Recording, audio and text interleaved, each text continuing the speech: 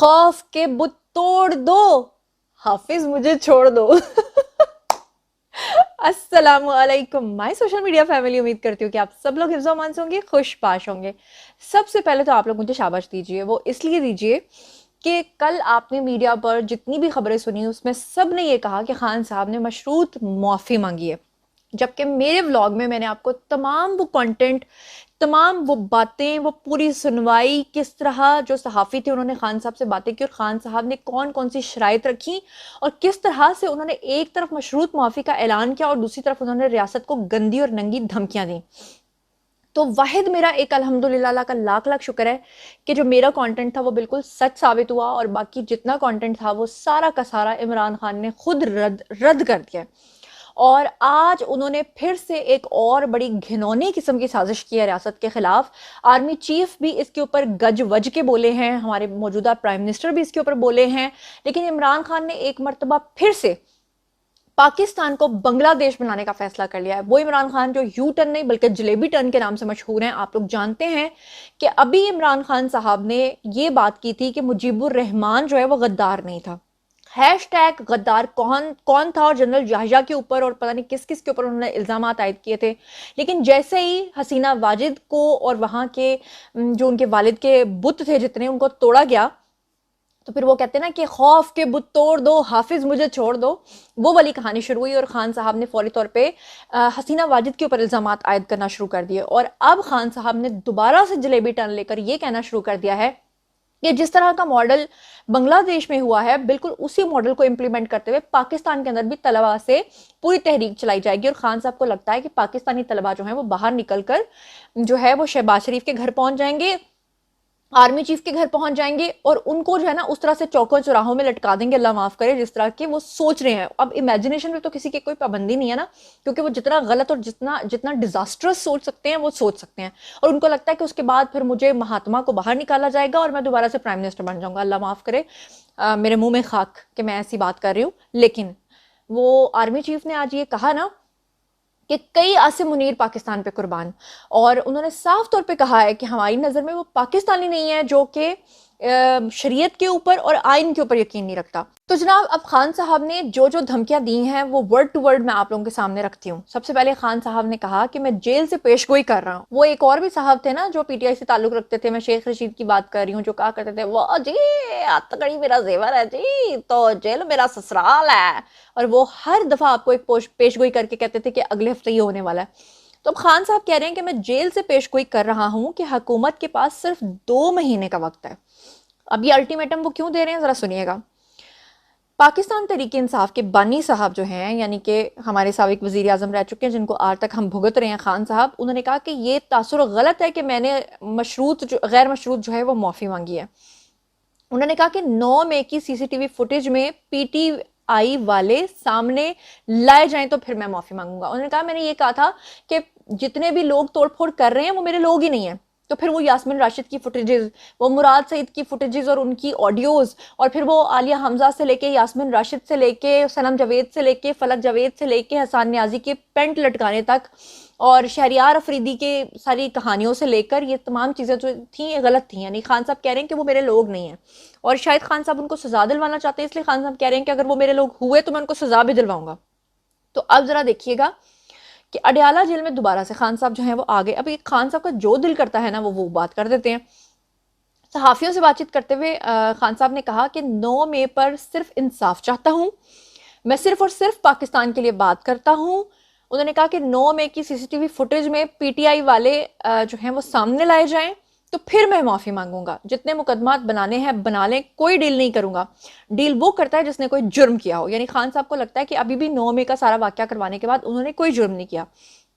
अब मैं यहाँ पर आपको एक एक्सक्लूसिव खबर दे रही हूँ। खबर यह है कि खान साहब ये जो कह रहे हैं ना, खौफ के बुत तोड़ दो, हाफिज मुझे छोड़ दो, ये असल में कहानी लोगों के साथ ये चल रही है। खान साहब सहाफ़ियों को ये कहते हैं कि मैं किसी से डील नहीं करूंगा, लेकिन हकीकत यह है कि कोई ऐसा दिन नहीं है जिस दिन खान साहब जो हैं वो स्टैब्लिशमेंट को पैगाम नहीं भेजते, तरले मिन्नतें नहीं करते। खान साहब इस तरह की धमकियां तब देते हैं जब वो फ्रस्ट्रेटेड होते हैं, जब उनको पता चल जाता है कि भाई मेरी इतनी माफियां मांगने के बावजूद भी स्टैब्लिशमेंट मेरे साथ बात करने के मूड में नहीं है। अब यहाँ पे आपको बता दूं कि इमरान खान का कहना था कि हुकूमत में मौजूद जो रेलू कट्टे हैं वो फौज को वरगलाते हैं कि पीटीआई को खत्म कर दें। अल-कादिर ट्रस्ट केस में गवाह पेश करूंगा, शनाख्त नहीं बता सकता वरना डाला पहुंच जाएगा। उन्होंने कहा कि अगर मौजूदा हुकूमत की जेर निगरानी दोबारा इलेक्शन हुए तो हम नहीं मानेंगे। इसके अलावा उन्होंने कहा कि मुझसे मुज़ाकरात के लिए किसी ने कोई राब्ता नहीं किया। तो अब ये उन लोगों के मुंह पर एक तमांचा है जो रोजाना बैठकर आपको व्लॉगर्स बता रहे होते हैं कि जेल में फलाना चला गया, आर्मी का फलाना बंदा चला गया, उसने जाके खान के साथ मुज़ाकरात कर लिए। खान साहब कह रहे हैं मुझे कोई मुंह ही नहीं लगा रहा। इन सिंपल वर्ड्स उन्होंने कहा मैं जेल से बैठ के पेशगोई कर रहा हूं कि हुकूमत के पास सिर्फ 2 महीने का वक्त है। हुकूमत दलदल में फंसती जा रही है। ये बेवकूफ़ है, इन्हें समझ नहीं आ रही। मेरे पास बहुत वक्त है, इनके पास वक्त ख़त्म हो रहा है। खान साहब कह रहे हैं मेरे पास बहुत वक्त है, इनके पास, सबके पास वक्त जो है वो ख़त्म हो गया। खान साहब ये भूल गए कि मैं 70s में जा रहा हूँ। वैसे जब बीमारी की बारी आती है तो फिर वो व्हील चेयर पर बैठकर बुजुर्ग बन जाते हैं। वैसे खान साहब कह रहे हैं मेरे पास वक्त ही वक्त है। अब आर्मी चीफ जो है हमारे, उन्होंने क्या ज़बरदस्त और सुथरा जवाब दिया, और क्या जवाब दिया उसके बारे में मैं आपको आगाह करती हूँ। अभी मैंने आपको बहुत सारी फुटेजेस दिखानी भी हैं। इस व्लॉग में एंड तक मेरे साथ रहिएगा क्योंकि ऐसी इन्फॉर्मेशन दूंगी जो दूसरा कोई आपको नहीं देगा। लेकिन ज़रा पहले मुलाहिजा फरमाइए कि आर्मी चीफ जो हैं उन्होंने क्या बात की है। उन्होंने कहा कि जो कहते थे कि हमने 2 कौमी नजरिए को खलीज बंगाल में डबो दिया है, वो आज कहाँ है। ये एक सवाल है आर्मी चीफ का और बड़ा जायज़ और वैलिड सवाल है। Chief of army staff Syed general Asim Munir जो हैं उन्होंने कहा कि हमने 2 कौमी नजरिए को खलीज बंगाल में डबो दिया। वो आज जो कहते थे वो कहाँ हैं। दूसरी दफा उन्होंने दोबारा पूछा। यहाँ आपको बता दूं कि जितने भी उलमा और मशाइख हैं उनकी कॉन्फ्रेंस से खिताब करते हुए उन्होंने कहा कि जो शरीयत और आइन को नहीं मानते हम उन्हें पाकिस्तानी नहीं मानते। बिल्कुल जायज़ बात। उन्होंने कहा कि अल्लाह के नज़दीक सबसे बड़ा जुर्म जो है वो फसाद फिल अर्ज है, यानी अल्लाह की ज़मीन में फसाद मचाना। उन्होंने कहा कि पाक फौज अल्लाह के हुक्म के मुताबिक फसाद फिल अर्ज के खात्मे के लिए जिद्दोजहद कर रही है। उन्होंने कहा जराइम पेशा अफराद और स्मगलर्स माफिया दहशतगर्दी की पुष्ट पनाही कर रहे हैं, सोशल मीडिया के जरिए इंतशार फैलाया जा रहा है। उन्होंने कहा कि किसी ने पाकिस्तान में इंतशार की कोशिश की तो रब्बे करीम की कसम हम उसके आगे खड़े होंगे। उन्होंने कहा कि अगर रियासत की अहमियत जाननी है तो इराक से पूछिए, शाम से पूछिए, लीबिया से पूछिए। बिल्कुल जितने भी मुस्लिम ममालिक थे उन तमाम की अफवाज को ख़त्म किया गया। सबसे पहले जब सबकी अफवाज ख़त्म हुई तो उनके मुल्क तबाह बर्बाद हो गए। जितने भी इस्लामी ममालिक हैं उन तमाम की आज अफवाज जो है वो कमज़ोर पड़ चुकी हैं। वाहिद एक पाकिस्तान है जिसकी फ़ौज जो है पूरी दुनिया में रैंकिंग में 7वें नंबर पे आती है।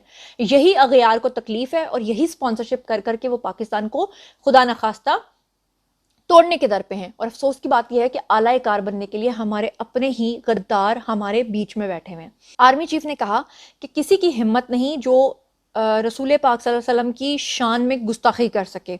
अपने खिताब में उन्होंने कहा कि कश्मीर तकसीम पाको हिंद का एक नामुकम्मल एजेंडा है। उन्होंने फ़लस्तीन की सूरत हाल के बारे में भी बात की और कहा कि फ़लस्तीन और गज़ा पर ढाए जाने वाले मज़ालिम देखकर दिल खून के आंसू होता है। यहाँ पे मेरी आर्मी चीफ से थोड़ा सा एक गिला है कि मैं मानती हूँ कि बहुत बड़ी एड जा रही है गज़ा वालों के लिए, फ़लस्तीन वालों के लिए, और मुझे ये भी पता है कि आर्मी चीफ और हमारे जो प्राइम मिनिस्टर हैं उन्होंने ये फैसला किया है कि फ़लस्तीन के जितने भी स्टूडेंट्स हैं उनको पाकिस्तान में ला के दाखिले दिए जाएंगे और इसके अलावा जितने भी ज़ख्मी हैं उनका इलाज पाकिस्तान में किया जाएगा, जो कि एक बहुत खुशाइन बात है। लेकिन बात यह है कि बैतुल मक़दस का झगड़ा जो है वो सिर्फ फ़लस्तीन वालों का नहीं है, वो पूरी मुस्लिम उम्मा की जिम्मेदारी है। उसमें हमें अपना किरदार अदा करना चाहिए। बाकी मुस्लिम ममालिक अगर कुछ पी के सो गए हुए हैं तो पाक फ़ौज को ज़रूर कोई ऑपरेशन करना चाहिए, इसके बारे में सोचना चाहिए। उन्होंने कहा कि फ़लस्तीन से हमें ये सबक मिलता है कि हमने अपनी हिफाजत खुद करनी है और पाकिस्तान को मजबूत बनाना है। उन्होंने कहा कि पाकिस्तान ने 40 साल से ज़ायद अरसे तक लाखों अफ़गानों की मेहमान नवाजी की। हम उन्हें समझा रहे हैं कि फितना ख़वारिज की खातिर अपने हमसाया बरादर इस्लामी ममालिक और दरीना दोस्तों के साथ मुखालफत मोल ना लें।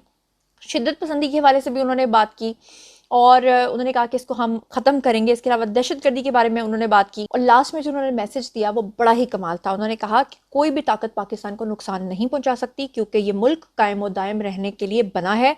इस पाकिस्तान पर लाखों जनरल आसिम मुनीर कुर्बान। ये होती है बात कि आपने ये नहीं देखना होता कि मैं जनरल बन गया हूँ, मैं कर्नल बन गया हूँ, मैं वज़ीर आज़म बन गया हूँ और मेरी कहानी ख़त्म हो गई है या मुझे वजारत से उतार दिया गया है तो मैं खुदा न खास्ता पाकिस्तान के ख़िलाफ़ हो जाऊँ या मैं अपने ही अवाम को रियासत के ख़िलाफ़ उकसाना शुरू कर दूँ, भड़काना शुरू कर दूँ।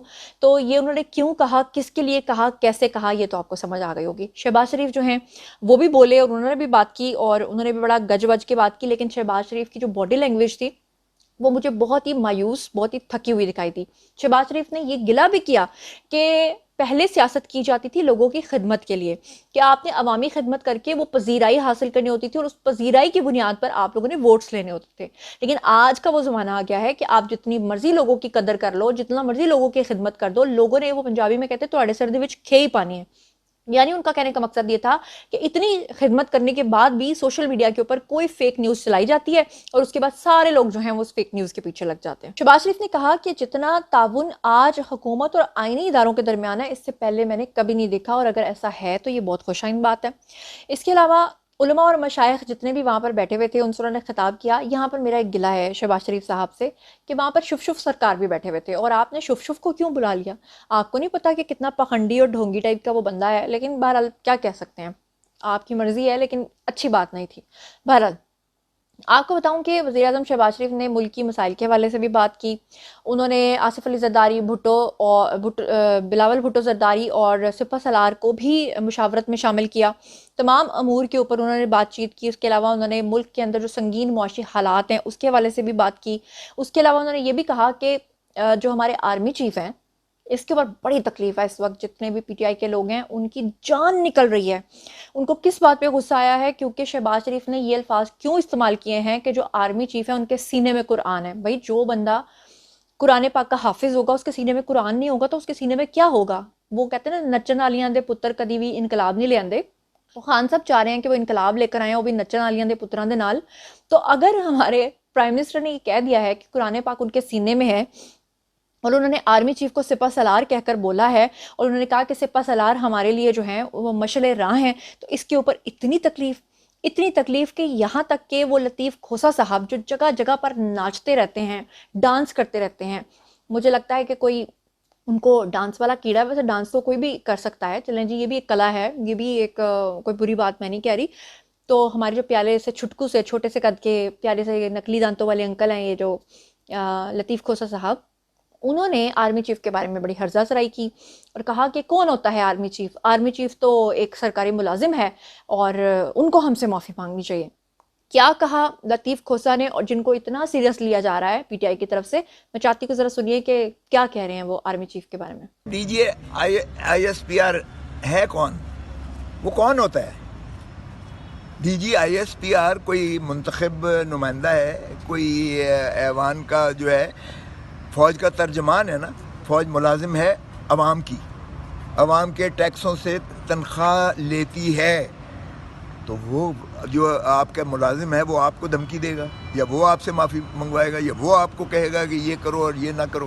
पहले तो मुझे हैरत होती है कि DGISPR साहब हर हफ्ते जो है आकर लंबा चौड़ा भाषण देते हैं, वो किस कैपेसिटी में देते हैं ये भी ज़रा पूछिएगा। अगर कोई सही माने में आईनी और जमहूरी हुकूमत होती तो पहले उसे डिसमिस करती। जी तो जनाब, आपने सुन लिया। अब ये तो आपने सुन लिया, लेकिन साथ में फुटेजेस में आप देख रहे होंगे कि जहाँ पर भी इवेंट होता है, जहाँ पर भी ख़वातीन इकट्ठी होती हैं, जहाँ पर भी कोई प्रोग्राम होता है, जहाँ पर भी 4 बंदे इकट्ठे हो जाते हैं, वहाँ पर लतीफ़ खोसा साहब जो हैं वो डांस करना शुरू कर देते हैं, नाचना शुरू कर देते हैं, भंगड़े डालना शुरू कर देते हैं। अब ऐसे लोगों को भी अगर कोई सीरियस लेता है तो मेरे ख्याल से वो फिर उसकी अपनी मर्ज़ी है और उसको खुद सोचना चाहिए। और इसके अलावा आपको बता दूं कि खान साहब जो हैं उन्होंने स्टूडेंट्स को इस चीज़ के लिए तैयार कर लिया है कि अब आप लोगों ने भी बांग्लादेश वाला इनकलाब लाकर मुझे जेल से बाहर निकालना है। बिल्कुल वैसे ही जैसे खान साहब ने इस चीज़ का कन्फेशन कर लिया है कि ज़मान पार्क से जो लोग हैं हमारे, वो पेट्रोल बम्स बनाकर फेंका करते थे। इस बात का कन्फेशन उन्होंने खुद कर लिया है। ये एक अलग बात है कि कल को खान साहब इससे भी जलेबी टन ले लेंगे। तो बहरहाल ये थी आज की खबरें। बारिया जी आप लोगों की, कमेंट सेक्शन में, और मुझे बताइए कि आप इन तमाम खबरों के बारे में क्या सोचते हैं और समझते हैं। जो कुछ भी आप सोचते समझते हैं शेयर कीजिए, पर्सनली जवाब दूंगी। मजीद खबरें, व्लॉग्स, इंटरव्यूज़ और सियासी तज्ज़िया जानने के लिए मेरे साथ कनेक्टेड रहना हरगिज़ मत भूलिएगा। चैनल को सब्सक्राइब कर लीजिएगा। अपना बहुत ख्याल रखिएगा। अल्लाह ने के बाद।